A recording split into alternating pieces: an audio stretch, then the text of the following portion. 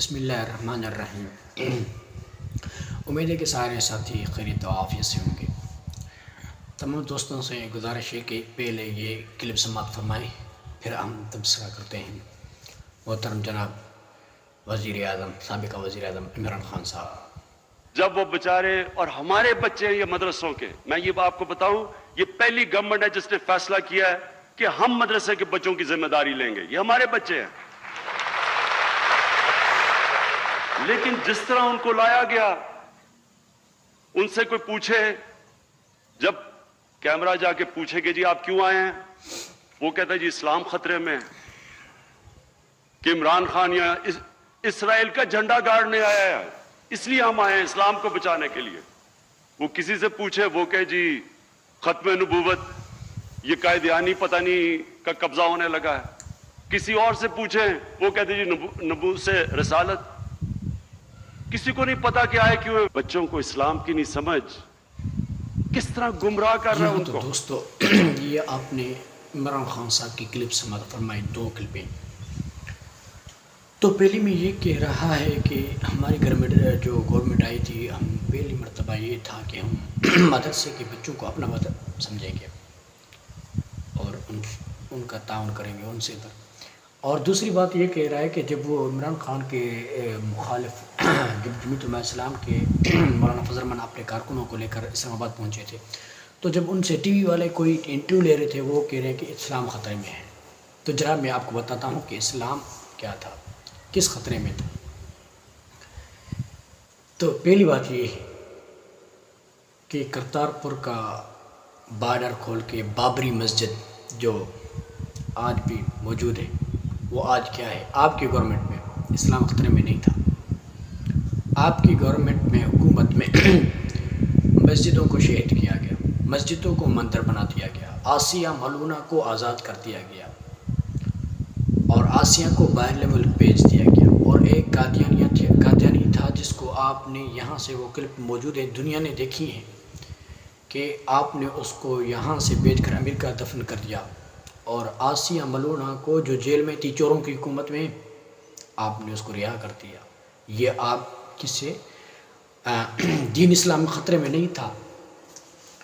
مسجد کو مندر بنا دیا جائے، دین خطرے میں نہیں تھا۔ آسیہ ملونہ نبی صلی اللہ علیہ وسلم کی گستاخی کر کے وہ یہاں سے فرار ہو کر دوسرے ملکوں میں چلی گئی، تبھی بھی اسلام کو کوئی خطرہ نہیں تھا۔ جناب آپ ریاست مدینہ کی بات کرتے ہیں، نبی علیہ السلام کے سامنے، صحابہ حضرت عمر رضی اللہ تعالیٰ عنہ کے سامنے ایک یہودی نبی علیہ السلام کی گدے جس پر نبی علیہ السلام سفر کیا کرتے تھے، اس کی گستاخی کی، حضرت عمر رضی اللہ تعالیٰ عنہ نے اس کو سر قلم کر دیا۔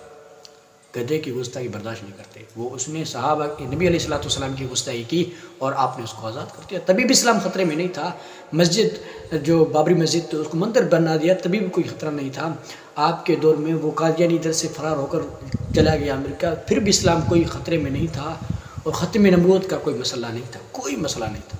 اور قادیانیوں سے آپ نے، وہ کلپ موجود ہے ہمارے پاس، جس میں آپ نے کہا تھا کہ اگر ہم کو آپ ووٹ دیں گے تو ہم آپ کو اپنا حق پاکستان سے واپس دلائیں گے۔ وہ کیا تھا؟ نہیں، تبھی اسلام خطرے میں نہیں تھا، بالکل کوئی اسلام کو خطرہ نہیں تھا۔ قادیانی کو سپورٹ ہو، اور قادیانیوں کو مندروں میں جا کر آپ وہاں پر سجدے کر رہے تھے، وہ ہمارے پاس کلپ موجود ہے، تبھی اسلام کو کوئی خطرہ نہیں تھا۔ مسجد اور طارق روڈ پر جو آپ کی گورنمنٹ میں گر رہی تھی مسجد، وہ اس ٹائم بھی اسلام کو خطرہ نہیں تھا۔ اور دوسری کلپ میں آپ نے کہا کہ طلباء اکرام، اور دوسری کلپ میں آپ کہہ رہے ہیں کہ جناب جن بچوں کو، جو مدرسے کے طلباء ہیں، ان کو اسلام کا معلوم پتہ نہیں، اسلام کا پتہ نہیں، اسلام کو نہیں جانتے، اسلام کا بچہ پتہ نہیں۔ جناب ہم طالب علم ہیں، ہم سے پوچھو اسلام کیا ہے، ایمان کیا ہے، اسلام کے ارکان پوچھو، ہم سے پوچھو، ہم دلائل دیں گے، ہم مدرسے کے طلباء ہیں، ہم سے پوچھو۔ رہی بات آپ ہم پر تنبیہ کرنے سے پہلے اپنے بچوں کو دیکھیں۔ اگر آپ کے بچے برطانیہ میں بیٹھ کر فحاشی کرتے رہیں، اور لوگ جانتے ہیں ان کو، آپ کی بیوی کو جانتے ہیں، سابقہ بیوی کو بھی، جو آپ نے یہودیوں کو، اور کہہ رہا تھا کہ میں نے یہودیوں کو اس سے شادی کر کے میں اس پر روب ڈالنا چاہتا ہوں. واہ رے واہ، یہ روب ڈالنا چاہتے ہو؟ ان کی غلامی کرتے ہو یا اس کے اوپر روب ڈالنا چاہتے ہو؟ اور ان کی کیمپین چلا رہے تھے جب مندروں میں جا رہے تھے، اس ٹائم اسلام خطرے میں نہیں تھا. اور اسلام سمجھاتے ہو ہم طلباء کو، اسلام سمجھاتے ہو ہمیں اس طلباء کو جو مدرسے کے اندر پڑھتے ہیں. آپ اپنے بچوں کے خیال کریں. پاکستان کی قوم جو مولانا فضل الرحمان صاحب پر ہاتھ پر بیعت کر کے اپنا اس کو پیشوا اور امام مانتے ہیں، ان پر تنبیہ کیا کریں، نہ کیا کریں. تو آپ اپنے بچوں کی فکر کیا کریں. آپ کے بچے کیا کر رہے ہیں، آپ اپنے بچوں کی فکر کریں. اور شہباز شریف اور نواز شریف کے بچوں کو کہتے کہ وہ بھگوڑے ادھر بنے بیٹھے ہوئے ہیں. آپ کے بچے کہاں ہیں؟ آپ کے بچوں کو اسلام کے الف معلوم نہیں ہے. وہ آج تک کیا نام ہے، یہودیوں کی پرورش میں پل رہے ہیں.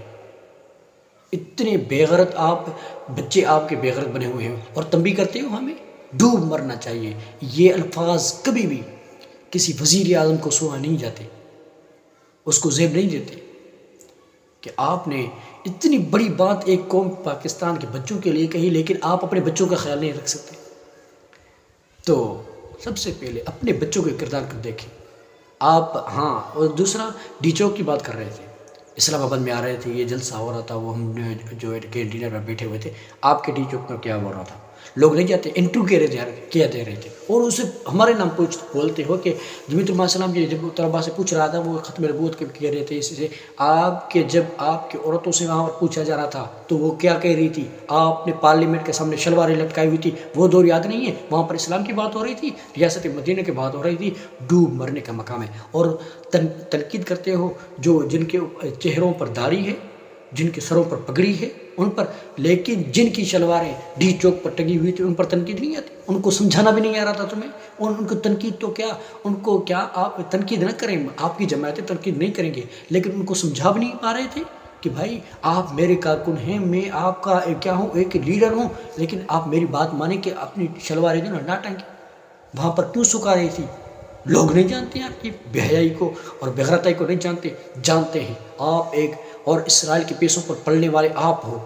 اسرائیل سے ابھی تو ثابت ہوا نا کہ آپ اسرائیل سے پیسے لے کر اور اسرائیل کے ایجنڈے پر آ رہے تھے، ادھر یہودیوں کے ایجنڈے پر آ رہے تھے. لوگ جانتے ہیں. آپ کو جو ہے نا وہ وضاحت کرنے کی ضرورت نہیں ہے، ہم اتنی وضاحت کر لیتے ہیں. ٹھیک ہے نا.